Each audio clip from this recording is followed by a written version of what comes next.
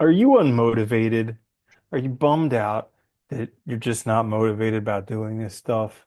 Well, it turns out everything you taught about motivation was wrong.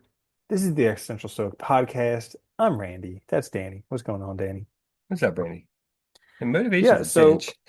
well, it Isn't is it? because it's this elusive thing that you're supposed to wait to get to do anything. It's like, I Yeah. don't feel like doing it. I'm going to wait until I'm motivated and then do it.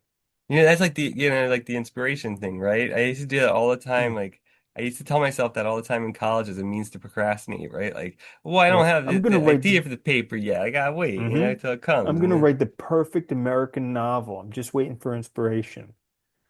Yeah. And if you keep waiting, you'll be waiting forever because guess what?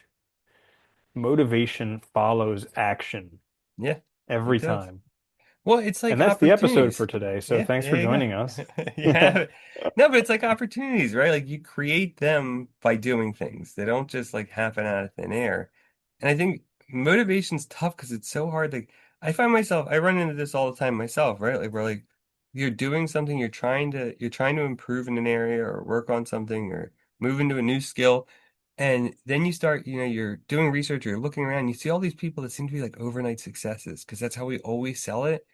And it's like all you think is like, well, what am I doing wrong? Like, why are they like, why am I not succeeding here? Blah blah blah. And it's can be very demotivating. I think that's the other thing that can be hard is there's so much around us that can kind of destroy motivation too.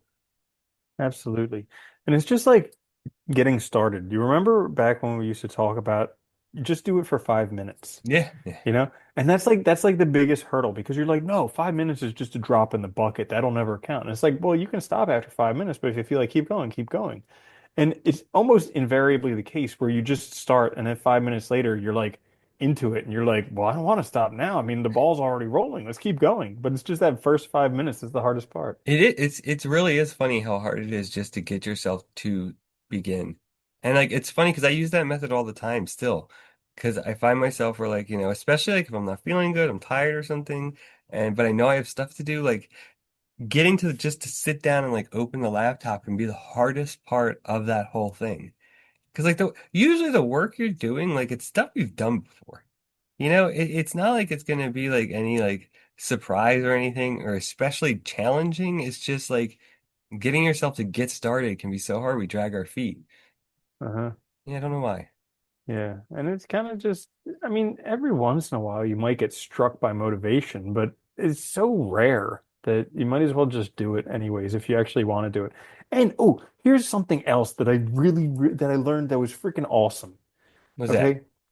So I was reading another one of these David Burns books because apparently they're the only books I read nowadays. It's just And clearly, yeah. That's all yeah, right. and he was talking about procrastination. And he's like, you can't convince somebody not to procrastinate. But he said, actually, what you should do is forbid them from doing any work in that area. So like, for instance, let's say you had to do like clean up the garage, something Okay. like that, and you've been putting it off for a couple weeks or something like that, and it's always on your mind. You get home from doing work, something like that.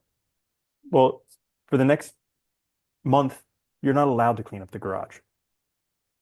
Dude, it's crazy because I did this with something I was procrastinating with, and all of a sudden it takes all the pressure off the procrastination off, and then you're like, but today I kind of feel like it, and it's like, but I can't. Oh man. All right, I guess I'll wait. It's the craziest Wait, like you know what though? paradoxical thing. But that's it though, because like I know I have that same feeling whenever you're procrastinating, the thing is like, oh, it's still in your mind, right? Then it's Hmm. putting that pressure and that weight on you, and yet you still don't do it, which is weird, right? Because you know the second you do it, that weight goes away, it feels better, but you Um, still don't do it. And it's funny that like that is a funny method. It's almost like reverse psychology, right? Like you remove that obligation, and all of a sudden now it's easy to do. because I only did it for like I put it off for a week, and it was really funny because 2 times that week I got frustrated that I couldn't do it because the opportunity came up and I felt like I could do it and I couldn't do it that week and I got frustrated because I couldn't do it and this was something I've been putting off forever and I was like, Yeah. what is going on? Yeah, it's funny. It's like I've been trying my hardest to just do things when they come up, as soon as reasonably possible. You know, sometimes you can't right away or whatever. Hmm. And it is like getting in that habit is just so much easier because you don't Yeah. have these things. Because I remember when I used to procrastinate and stuff, like you'd get these, like you'd get like just a pile of like past due Uh-huh. bills essentially of tasks you have to do, right? Yeah. And you know, it would feel great when you get one done, but you'd always have this weight that you're carrying around. And it is Hmm. hard to get things done right away. Don't get me wrong, like, because you don't always feel like doing stuff, especially like big things, like, you know, it's But not easy. nowadays, that's a really good way to do it because back in the day, we used to have free time. But Yeah. now we don't have free time anymore. There's never a down moment. We're never bored. So, like, if it's important to get done, you might as well just do it now because otherwise it's never going to get done. Well, that's the crazy part too, I think, is like there's just so much distractions now. And both distractions and also just like stuff takes, there's just so much to do still, you know, that I think like it is hard to find that time and manage it. And like you also want to also like take breaks and stuff too and be a person and not just be a I just, work, I holic. just laugh because the computer revolution, like I know. computers and also the industrial revolution, all this stuff was supposed to make it Free easier for us us. so we could have more leisure time. And it Yeah. did the exact opposite. It just made us like crazier, have less leisure time. Yeah, And it is now the kind of next thing, insane. yeah, You think like, well, you know what's funny too? Like I read all, I was reading an article and like they're talking about like, you know, basically busy work at all these corporations. Like how many of their employees just go to meetings all day and yeah. just like do this stuff that has nothing to do with like running the company or I mean, it's just like they're just filling time and it's so, Dude, and they're writing reports and they're going to yeah, meetings and they're just like doing stuff because they have to be there. yeah. And for Otherwise, the no company other feels like reason. they'd be wasting money. Yeah, Yeah. So you're paying people all this it's money. nuts. It's very weird. But like, yeah, that's also demoralizing though too, you know? Mm. Yeah. So what was this topic today? Motivation. Why what you Motivation. think Yeah, so about motivation? Yeah, it's not right. everything you've been taught about it is wrong. If you want to do it, just do it. And if you don't want to do it, don't do it. Simple as that. Mm. Yeah, I don't think you have to wait for it. I think you can, I think it's like you can cultivate it like a habit. Like, you know, the getting things done by just doing things and, you know, being consistent with it. You can actually build that up. It takes But time like everything else, but yeah, sorry. yeah, no, you're right. Because if you're not doing it, it probably means that you don't want to do it.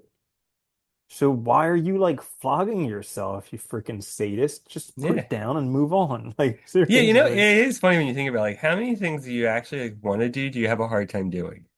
none. Right? Like never, None. never an issue.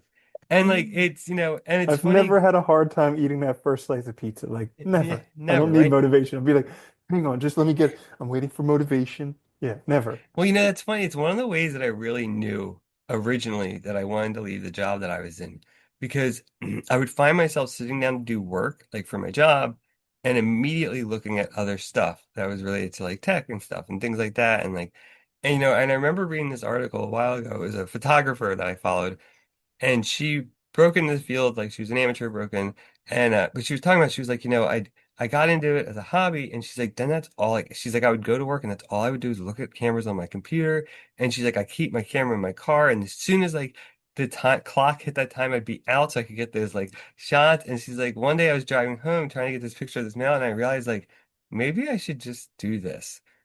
Right? You know? Yeah. And I think we all This, struggle with that though but it's funny like yeah. yeah.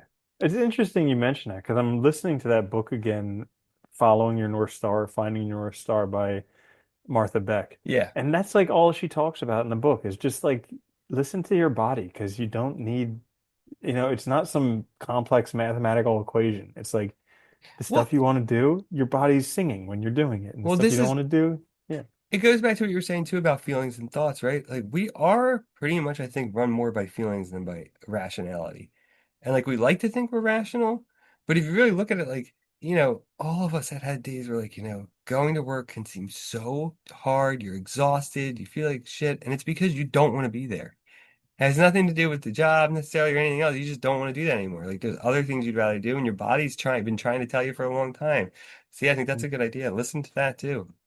Yeah. Yeah. Cool. So there you have it. Whatever this episode was about Why, today. whatever, something This about is, motivation that we learned isn't that's accurate. I it. forget the title. Yeah, Yeah. that's it. Yeah. This is until next time. This is the Existential Stoic Podcast. I'm Randy. That's Danny. I'll see you later, Danny. Later, Andy.